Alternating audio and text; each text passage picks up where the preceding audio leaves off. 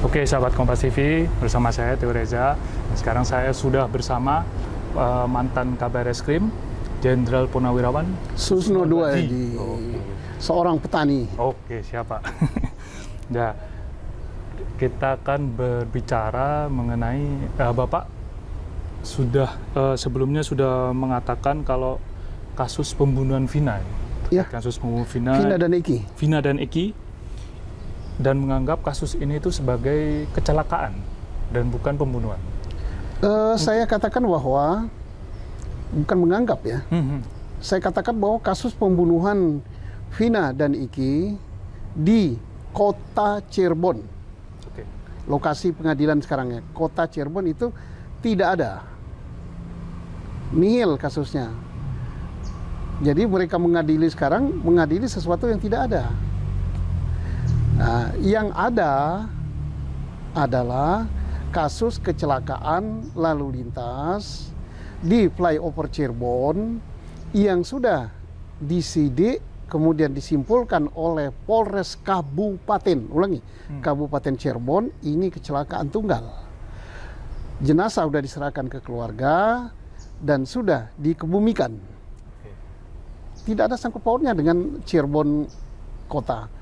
Cirebon Kabupaten itu punya Polres sendiri, punya kejaksaan sendiri, punya pengadilan sendiri, punya kepala daerah sendiri, bupati.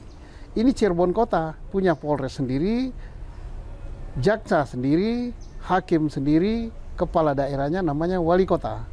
Dan jembatan flyover ini bukanlah yurisdiksinya kota Cirebon, tapi yurisdiksi daripada Kabupaten Cirebon. Perkaranya udah selesai. Oke. Namun kan masih banyak yang menganggap ini kasus pembunuhan nih Pak.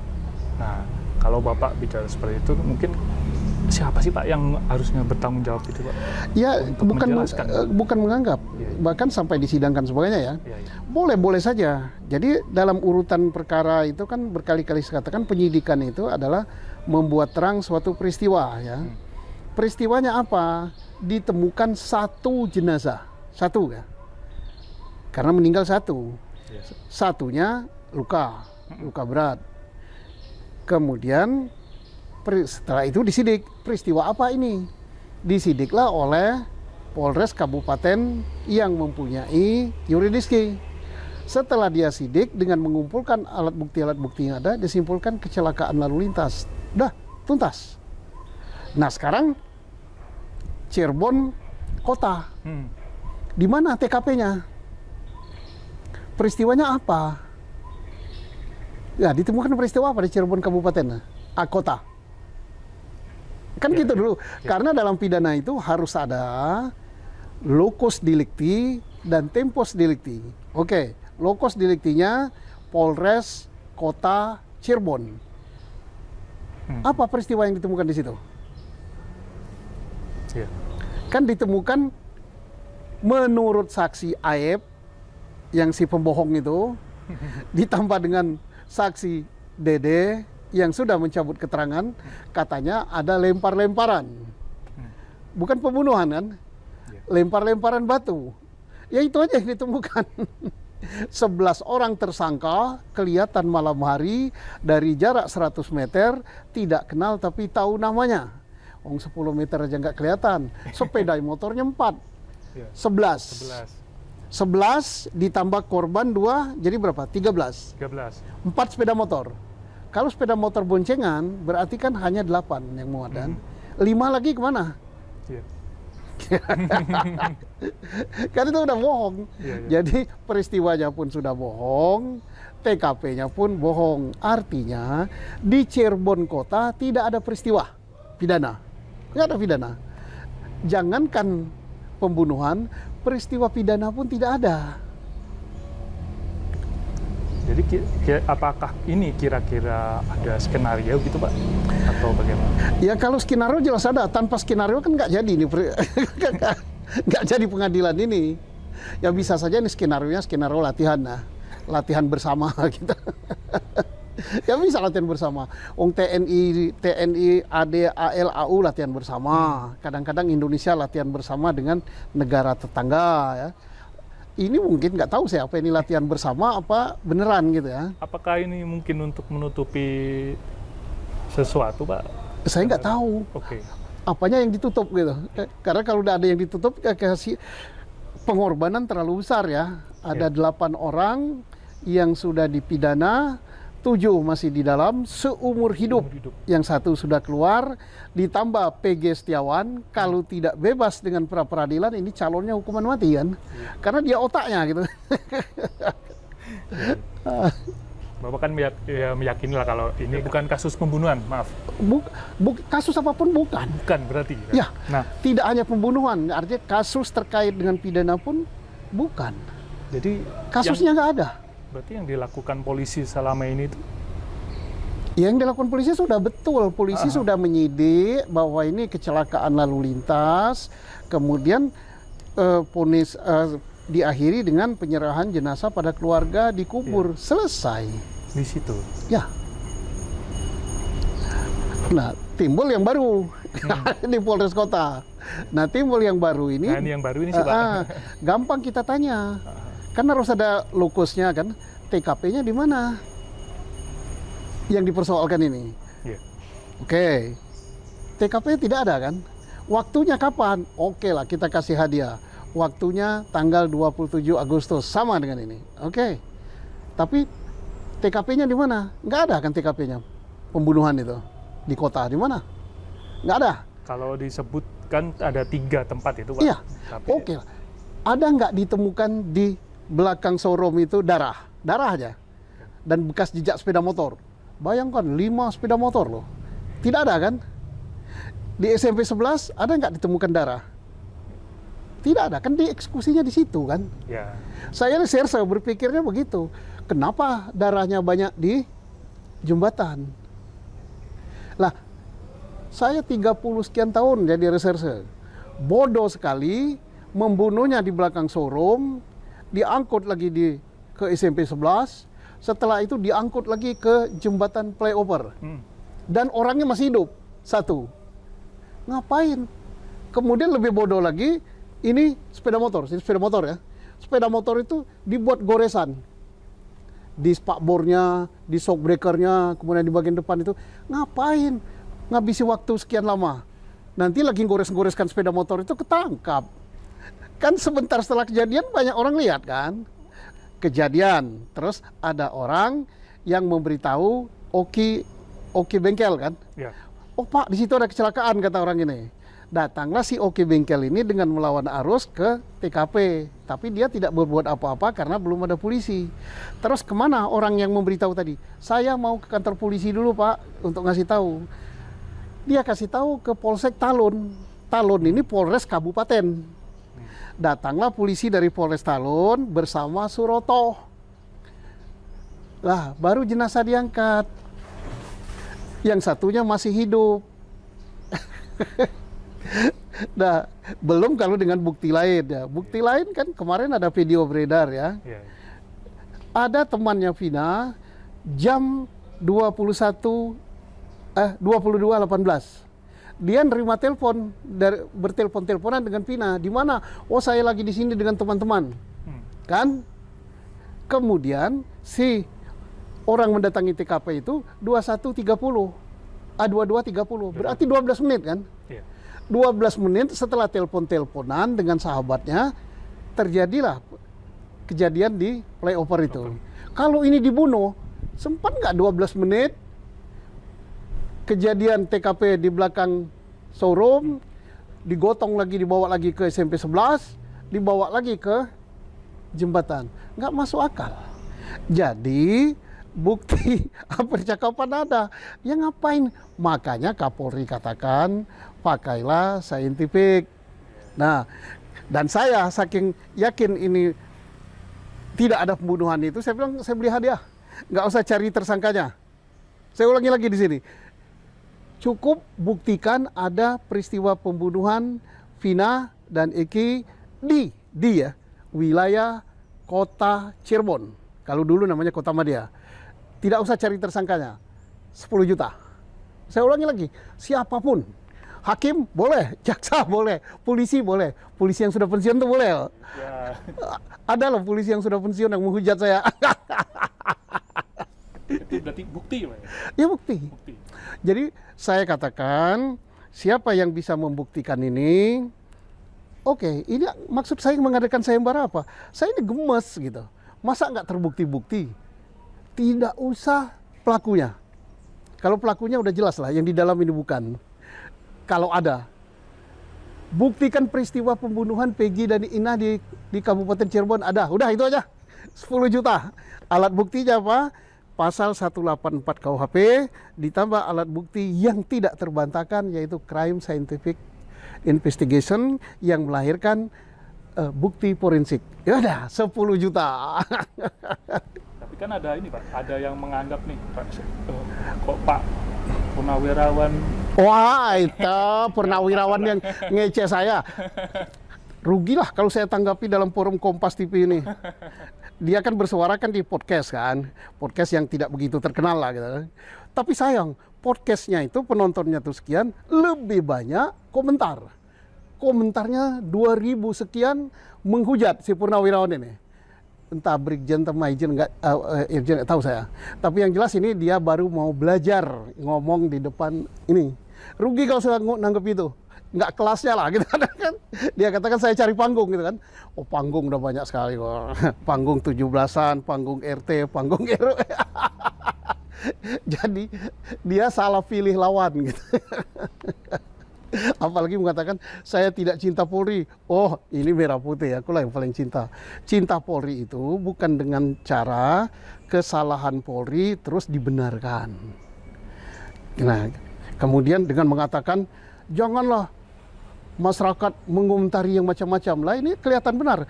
Polisi orde lama yang belum berubah. Baru bangun tidur ini orang. Tidak tahu reformasi, tidak tahu demokrasi. Kapolri aja memerintahkan silakan dikritisi. Itu sahabat Polri. Lah dia nggak boleh udah inkrah. Loh, hukum aja membolehkan sesuatu yang inkrah itu untuk dikritisi secara resmi, yaitu PK. Dia lupa, nggak tahu saya. Kok bisa lulus? Tapi udahlah, ngapain komentari dia? Nggak level lah gitu. Terus yang tadi, Pak, apa namanya?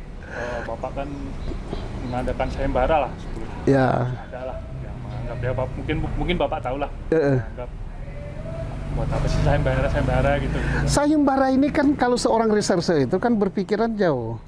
Oke lah, kita buat terbuka untuk publik, kan tidak terbukti-bukti kan. Siapa tahu ada yang masih menyimpan alat bukti, siapa tahu betul pembunuhan ini. Oke, kita sandiwarakan lah. Semua boleh berpartisipasi. Katanya si Purnawirawan tadi jangan heboh di medsos. Sekarang nggak usah heboh medsos, carilah alat buktinya, tunjukkan ini adalah pembunuhan. Oke, dia boleh ikut kok. Siapa tahu gaji pensiunnya kurang. Boleh gitu, silakan. Jadi tujuannya untuk supaya orang lebih yakin bahwa ini kalau diusut pembunuhan tak akan terungkap-ungkap sampai capek. Kenapa tidak terungkap-ungkap? Peristiwanya nggak ada. Mengapa dia katakan pembunuhan? Karena yang berdasarkan saksi Aep, saksi Dede, saksi Rudiana, sama saksi Melmel ya. Dan dia tidak melihat langsung gitu pembunuhan itu. Tidak melihat langsung perkosaan itu. Kemudian keterangan ahli nggak ada yang menyatakan ini perkosaan pembunuhan. Visum tidak juga. Terus apa lagi? Surat juga nggak. Terus apa lagi? Alat bukti saintifik, sidik jari nggak ada. Terus apa lagi? CCTV nggak ada. Laboratorium menyatakan ini spermanya si A, si B, si C nggak ada. Darah nggak ada. Lah terus apa? Saya heran juga dengan hakim ini. Yang disidangkan hakim ini apa? Kan pertanyaan pertama dalam ilmu penyidikan itu adalah buktikan peristiwanya dulu. Ada apa tidak peristiwanya yang disidangkan ini? Nggak ada peristiwanya. Ya kalau peristiwanya nggak ada, ya korbannya nggak ada. Pelakunya nggak ada. Tapi kalau misalnya ini dibuat suatu skenario gitu untuk latihan bersama, ya bagus.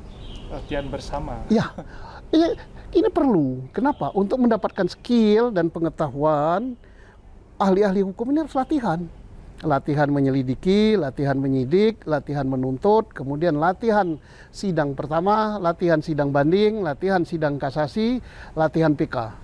Tapi latihan, tersangkanya ya tersangka latihan juga, jangan dihukum beneran. Nah, kalau sekarang dihukum beneran kan, kasusnya nggak ada kok dihukum beneran. Kalau di dunia militer itu, dunia saya waktu saya di Akabri dulu, jangan sampai nembaknya musuh latihan dan tembaknya beneran gitu, nah mati gitu. Kita ke ini Pak, ke pengakuan Dede, terus apa Liga Akbar. Ya, Kan, sudah cabut semua itu. ya kan sudah mencabut dan dia mengatakan kalau misalkan diarahkan oleh Pak Ibtu Rudiana atau mungkin ada penyidik lah. Nah, mungkin dari pandangan Bapak. Ya, bebas saja orang bersuara. Dan inilah tugas daripada lembaga pengawas gitu. Kan di polisi kan ada Wasdik, ada Propam, ada Irwasum.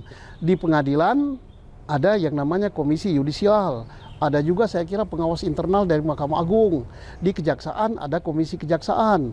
Ada juga inspeksi semacam Jamwas gitu di mereka kan. Silakan. Karena apa? Kalau udah salah pada tingkat awal ini kan salah di sini. Mestinya salah pada tingkat awal, disaring di sini kan tidak lolos di kejaksaan kan, di pengadilan apalagi. Tapi ini kan lolos berjamaah.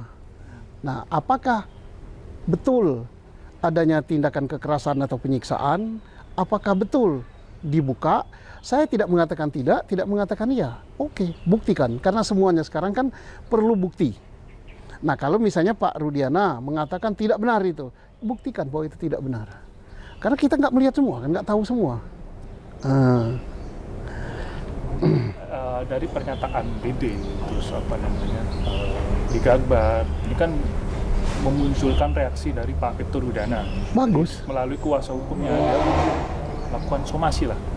Bagus. Somasi ataupun laporan lah. Nah, mungkin dari tanggapan Bapak kalau seperti ini apakah Bagus. Tambah terbuka dia kan. Apa keterangan daripada Dede? Dede kan haknya dia kan untuk mencabut kesaksian. Liga Akbar haknya dia untuk mencabut. Siapa lagi satu lagi? Dede Liga Akbar yang mencabut itu. Termasuk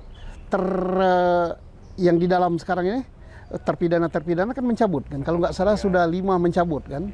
Saka Tatal dan sebagainya 6 berapa. Ya hak dia. Kalau misalnya Ibtu Rudiana tidak terima atas pencabutan itu, ya bagus sekali. Supaya publik tahu. Dan jangan dihalang-halangi publik untuk berpendapat. Karena ada pakar yang mau pendapat loh. Termasuk orang yang ngece saya tentang sama sayembara itu.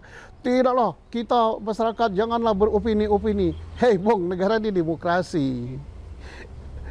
Sudah berapa tahun kita reformasi, jadi negara reformasi demokratis. Bebas berpendapat. Berpendapat boleh. Kan kita yang hadir di TV itu berpendapat juga. Lupa dia bahwa bapak itu yang ngomongkan jangan berpendapat, dia hadir di media berpendapat dia. dengan ada somasi dari Pak Ibtu Rudiana, Iya. saya tertarik dengan pernyataan Bapak kan menganggap kalau tidak ada kasus pembunuhan dalam Vina, Iya. kasus Vina ini kan. Iya. Artinya Pak Di kota Cirebon ya. artinya Pak dengan adanya somasi apakah bisa dinilai Pak Ibtu Rudiana menganggap masih ada kasus ini gitu? Ya boleh saja. Boleh dia mengatakan masih ada kasus ini. Bahkan saya beri hadiah kalau dia bisa buktikan. Jangan tidak ikut lomba loh. Boleh ikut lomba. Tapi kalau dia mengatakan, itu Pak putusan pengadilan.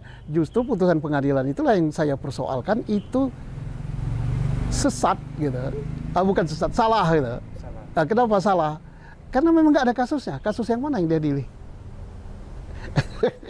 Lah, di TKP nggak ada, korbannya nggak ada, saksi yang melihat nggak ada, adapun saksi yang ada mencabut semua, alat bukti yang lain nggak ada. Jangan diada-adakan. Terus apa Anda melihat Pak obstruction of justice? Ya kalau seandainya ini dianggap kasus beneran dan yang terhukum itu beneran, padahal kasusnya tidak ada, ya jelas obstruction of justice. yang ngadili sesuatu yang tidak ada itu kan ngadili sesuatu yang tidak ada. Kalau ini sebagai suatu pelatihan ya tidak, tapi kalau ini dianggap suatu yang serius ya obstruction, nangkap beneran, nahan beneran, kemudian memenjarakan beneran. Nah, padahal nggak ada nggak ada kan sudah. Saya ulangi lagi kepada masyarakat Indonesia, yang saya katakan itu kasus pembunuhan di Polresta Cirebon. Kalau dulu namanya Kota Madya Cirebon, nggak ada. Ya kalau ada ya silakan dibuktikan dengan alat bukti yang sah sesuai UHAP pasal 184, kemudian diperkuat dengan bukti forensik. Oke, 10 juta. Ya kalau mau 100 juta saya nggak kuat. Karena apa? Ada juga media yang nanyakan, harta kekayaan Pak Susno berapa? Berani ngasih 1 juta. Seolah-olah saya ini hakim yang memutus bebas kemarin. Hakim siapa? Surabaya itu. Hakim yang nggak tahu lah, Hakim Sontoloyo. Di Surabaya aneh-aneh aja pengadilan. Nama pengadilannya dulu mulai terangkat dengan putusan para peradilan Hakim Eman Sulaiman. Bagus dia. Dikotori lagi oleh Surabaya. Oke, Pak. Nah ini kan kemarin Pak Ibtu Rudiana mulai muncul lagi. Dia mengatakan minta maaf kalau nggak bisa jarang muncul ke publik karena dengan alasan kode etik dan masih polisi aktif. Nah mungkin pendapat Bapak? Ya boleh saja, dan itu bagus sekali dia muncul ya. Bagus sekali muncul. Soalnya kalau dia tidak muncul, nanti dugaan-dugaan dari publik, kemudian isu-isu yang dibuat dari publik berseleweran ya. Tapi dengan dia muncul dan tolong dibantah ya. Apa yang selama ini tidak benar dibantah, bahwa yang ini tidak benar, saya tidak merekayasa, saya tidak ini, saya tidak ini. Silakan, bagus sekali gitu untuk menyampaikan sesuatu yang merugikan dia. Nah tentang dia masih terikat kode etik, iya sebagai seorang polisi terikat kode etik, tetapi terkait dengan pembunuhan ini bukanlah kode etik. Terkait dengan pembunuhan ini adalah masalah pribadi dia. Kode etik itu terkait dengan profesi. Nah misalnya ya, Ibtu Rudiana wilayah hukumnya adalah yurisdiksinya di Polresta Cirebon. Tahu-tahu dia menarik perkara yang ada di Kabupaten Cirebon, ya nggak boleh. Nah terus misalnya suatu peristiwa yang bukan tertangkap tangan, tersangkanya ditangkap gitu, nggak boleh. Oh dengan bahasa baru lagi kan saya dengar, tidak ditangkap tapi diamankan. Apa bedanya diamankan sama ditangkap? Diamankan itu kan kemerdekaan seseorang itu dihilangkan, dibawa ke kantor, kemudian diperiksa. Nah itu kan ditangkap namanya, bahkan ditangkap plus disidik. Gitu. Oke lah, tapi itu silakan, bahasa hukum itu bebas menafsirkan kok. Nah ini kita ke pernyataan Pak Kapolri Listio Sigit. Nah yang memberi perintah untuk menuntaskan kasus Vina ini. Oke. Nah terus banyak nih yang netizen mungkin berpendapat kalau misalkan kok nggak selesai sih Pak? Ya karena maaf aja ya, Pak Listio Sigit hampir sama dengan Presiden ya, supaya dituntaskan secara terbuka, gitu kan, secara transparan, gitu kan. Itu kan satu perintah yang tidak jelas ya. Kalau dia mintakan supaya ini dituntaskan, saya beri waktu 3 bulan, 1 bulan. Pengertian dituntaskan itu apa? Kalau terbukti ajukan ke pengadilan, kalau tidak terbukti hentikan penyidikan. Jelas itu perintah. Tapi tuntaskan transparan. Presiden pun gitu ngomongnya. Apa yang dimaksud dengan itu? Jadi kita belajarlah memberi perintah kepada bawahan itu yang tegas, jelas, dan ada limit waktunya. Nah, kita sekarang ke Pak sidang PK Sakatata ya, sedang berlangsung lah Pak. Ya. Bapak diundang untuk menjadi saksi ahli. Apakah sudah bersurat? Belum, suratnya belum saya terima. Belum. Baru informasi. Gitu. Kalau informasi saya nggak mau lah. Datang-datang situ ditolak sama orang nanti. Karena ini kan beracara resmi ya, harus ada suratnya. Kira-kira bakalan hadir nggak sih Pak? Kalau misalkan ya sudah disurati terus. Saya lihat sebagai warga negara yang baik ya saya hadir ya. Saya akan dipertanyakan status saya sebagai apa, sebagai saksi biasa atau sebagai ahli atau sebagai apa. Nah, supaya saya persiapan sekarang gitu. Bila perlu daftar pertanyaannya pun dikirim ke saya gitu. Sebelumnya kan dibilang akan jadi saksi ahli. Saksi ahli nggak ada, keterangan ahli. Gitu. Keterangan ahli untuk PK Saka Tatal. Ya ahli apa saya? Nanti dipersoalkan lagi oleh si pensiunan itu. Ahli nujum gitu. Kira-kira ya kalau berarti kita bakalan nunggu nih pertanyaan-pertanyaan apa ya? Ya. Untuk bisa ya mungkin Kan saksi ahli juga ahli atau saksi itu apalah ya. Orang yang duduk di depan kan boleh juga bertanya kan. ya, Misalnya saya ditanya, sehat kan saudara? Ya sehat. Bersediakan jadi saksi atau jadi ahli tergantung status saya. Bersedia. Bersediakan disumpah? Bersedia. Bersediakan beri keterangan sebenarnya? Bersedia. Habis pertanyaan saya kan bertanya juga. Dalam kasus apa saya ini? Katanya kasus pembunuhan. Pembunuhan di mana? Mana kasusnya? Boleh kan saya nanya gitu kan? Supaya saya tidak memberikan keterangan yang salah. Diberi dalam kasus pembunuhan. Oke, siapa yang dibunuh? Ini. Kemudian di mana lokus deliktinya? Kan bebas orang bertanya. Saya tanyakan. Saya tidak tanyakan masalah pribadi, misalnya Pak Jaksa atau Pak Hakim lahirnya di mana, udah punya anak berapa, sekolah di mana? Enggak ya. Saya tanyakan, misalnya tentang kasus ini. Saya tanya, yang ini yang mana kasusnya? Pembunuhan Iki dan Pina, di mana dia dibunuh? Ya dari dibunuh. Kalau di atas jembatan itu jurisdiksinya pengadilan kabupaten. Anda salah. sekarang apa ada harapan nggak Pak? Jadi sidang PK Saka Tatal. Harapan saya supaya ini menjadi pelajaran terbaik untuk bangsa Indonesia, khususnya aparat penegak hukum. Supaya jangan gegabah, kalau mau memproses suatu peristiwa, buktikan dulu peristiwanya itu ada. Ya kalau peristiwanya nggak ada apa, setelah ada, baru ditentukan peristiwa apa ini. Oh pembunuhan. Baru pembunuhan dicari dengan alat bukti yang ada, siapa tersangkanya.